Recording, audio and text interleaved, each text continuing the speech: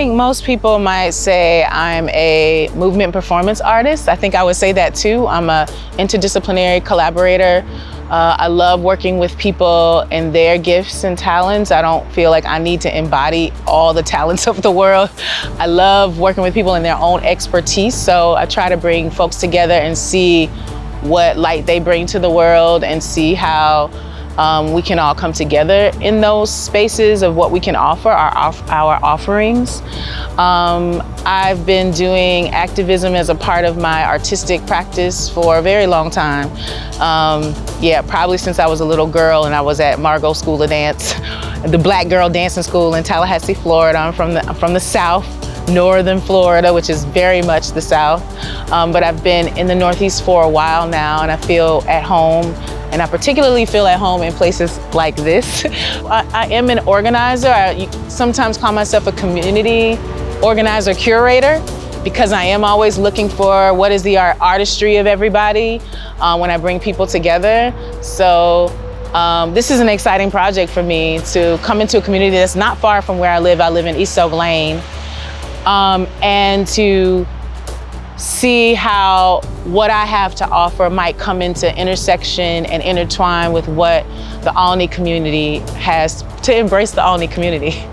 The overall idea of the project is that we're going to bring the body, spirituality, and the natural environment together, and that people are going to maybe start to think about questioning what is the exchange between the natural environment and us, as opposed to how does it serve us. So our general question for the natural environment is normally and maybe unconsciously, how does this place serve us? And I'm trying to encourage people to think about what is the reciprocal process between us and the natural environment.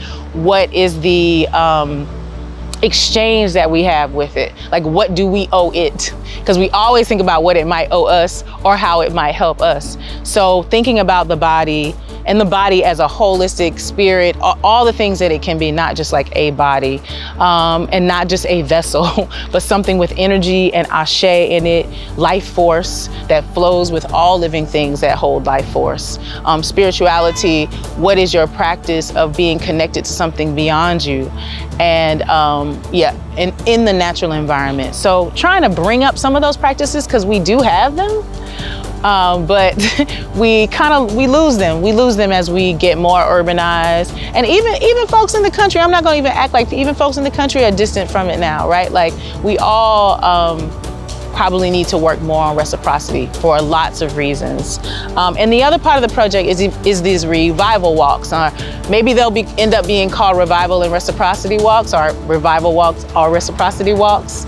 But these walks for me are probably the most intimate part of the project. I'm hoping to do several of them over the next months and maybe even into next year, that they are actually an event of this. They are a performative event of this, even though we're all learning, like research.